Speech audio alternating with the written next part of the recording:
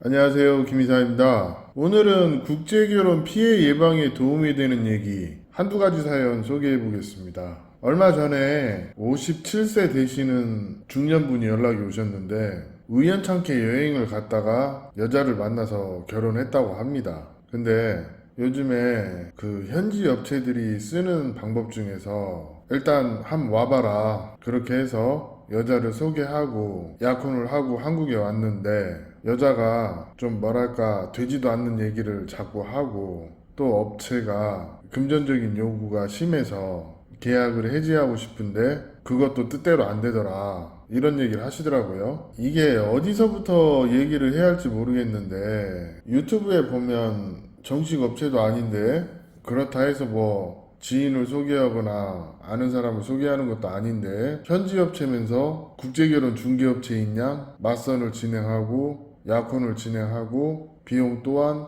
한국 업체하고 똑같이 받아요. 그럼 뭐가 문제냐? 그나마 양심적으로 하면 좋은데 그 들어보니까 그 예전에 사기꾼 업체들이 하던 짓거리를 그대로 하면서 돈 뜯어내기 바쁜 그런 케이스. 이게 잘 진행될 때는 별 문제가 없지만 신부에게 문제가 있을 때는 진짜 상황이 골 때리기도 하고 또 의도적으로 한국 남자 돈을 뜯어내기 위해서 거짓말을 하는 경우도 되게 많거든요. 사실은 이게 문제이기 때문에 어느 정도 공신력이 있는지 이런 것도 살펴보시는 게 좀 필요한 것 같습니다. 뭐 이거는 인터넷에 흔하게 나와 있는 그런 사례이기 때문에 이 정도 하고 두 번째 소개해드릴 얘기는 간혹 있는 얘기인데 예를 들어 업체를 통해서 맞선을 받습니다. 그리고 약혼도 하고 잘 진행되는데 업체의 의도와 상관없이 신부가 거짓말을 해서 파혼에 이르는 케이스. 이거 정확히 얘기하면 업체가 재추진을 해주고 신랑에게 사과해야 하는 그런 상황이거든요. 근데 그렇게 하지 않는 업체들이 생각보다 많아요. 얼마 전에도 신랑이 그런 얘기 좀 하더라고. 이 업체도 유명한 업체인데 신부가 바람이 나서 결혼이 깨졌고 증거도 충분한데 신랑 입장에서 입증하기가 어려우니까 그냥 유야무야 끝났대요. 그 말을 들으면서 아 이렇게 하면 되긴 하는데 하는 생각이 들었지만 제가 국제결혼업을 떠나기로 했으니까 이런 얘기 저런 얘기 않고 듣고만 있었어요. 이게 다른 사람 얘기도 아니고 저희 조카의 친구 얘기입니다.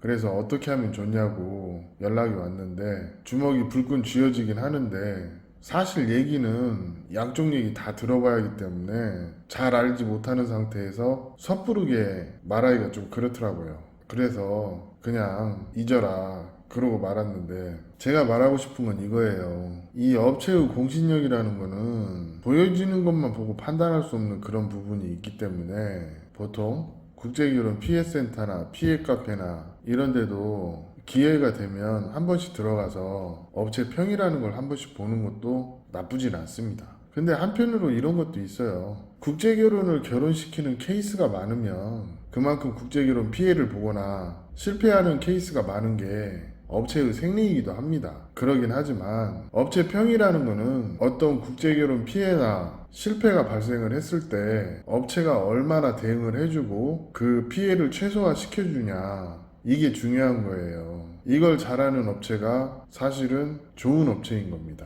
그러면 제가 봤을 때는 신규 업체보다는 중견 업체가 좀 낫긴 한데 그런다 해서 뭐 신규 업체를 나무라는 건 아니에요. 하다 보면 어떤 식으로든 국제결혼 피해나 실패가 발생하는 게 국제결혼업이다 보니까 경험이 풍부하고 유능한 중개인이랑 일을 진행하는 것도 중요하다는 거죠. 제가 느끼는 국제결혼은 그 구독자님들이 생각하는 국제결혼과 좀 간극이 있을 수가 있어요. 근데 일반적으로 보면 국제결혼도 살아있는 생물하고 비슷해요.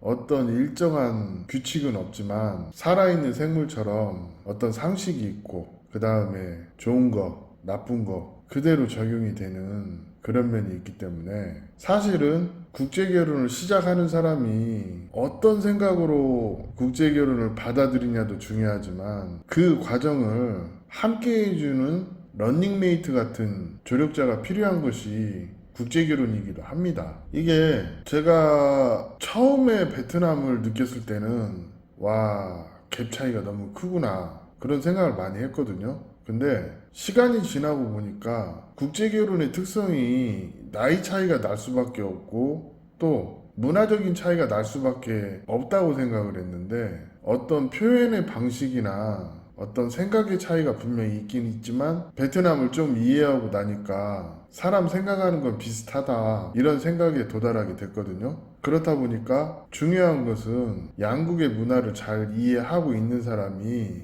경우에 따라서는 자신의 경험을 살려서 좀 이해를 시켜주는 그런 게 중요하거든요. 그렇기 때문에 어떤 신뢰관계라는 게 기본적으로 담보가 돼야 돼요. 그런 부분에서 국제결혼을 중개를 하거나 어떤 소개를 하는 사람이 어떤 의도로 소개하는지도 중요하지만 한편으로는 내가 국제결혼에 대해서 잘 알고 그 특성을 어느 정도 파악하고 접근을 해야 업체에게든 베트남 여자에게든 호구가 안 되는 겁니다.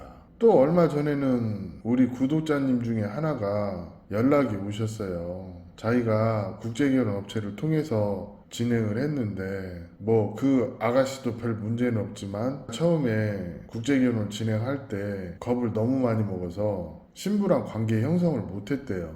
그래서 뭐 특별히 나쁜 사이는 아닌데 혼인신고를 해야 되는지 갈팡질팡하고 있다 이런 얘기를 하시길래 제가 그랬습니다. 어차피 맺어진 인연이니까 혼인신고 잠시 멈추시고 이번 설 때랑 그리고 신부 교육 끝나면 처갓집에 한 번 더 방문해서 신부와 시간을 보내고 그래도 힘들면 업체에다 얘기하는 게 낫지 않겠냐 이런 얘기를 했거든요. 중요한 건 이거예요. 업체를 통해서 만나든 뭐 개인적으로 만나든 다 마찬가지인데 어떤 인연이 이어지고 난 다음에 내가 얼마만큼의 노력을 하느냐에 따라서 그 결과가 많이 달라지기도 하는데 국제결혼 하신 분들 중에 상당수가 자신은 노력조차 하지 않으면서 신부에게 바라기만 하는 그런 분들이 너무 많더라고요. 그 대표적인 사례가 뭐 바빠서 베트남에 못 가고 시간이 허락하지 못해서 베트남에 못 가고 그래서 문자밖에 할 수 없었다 이런 분들이 있는데 이게 결혼도 사람 사이의 일이기 때문에 같이 부딪히고 같이 밥 먹고 또 같이 잠자리 하면서 형성되는 그런 감정이 있습니다. 그렇기 때문에 제가 마지막으로 드리고 싶은 얘기는 지금은 옛날하고 달라요. 국제결혼이. 그렇기 때문에 요즘엔 한 달에 한 번 아니면 적어도 두 달에 한 번 정도는 베트남에 방문해서 신부와 감정을 형성하는 그런 과정을 거치는 게 매우 중요한 시대가 되었습니다. 예전처럼 결혼했으니까 낯선 볼 때 한 번, 결혼할 때 한 번 이렇게 두 번만 들어와 가지고는 배우자들을 만족시키지 못해요.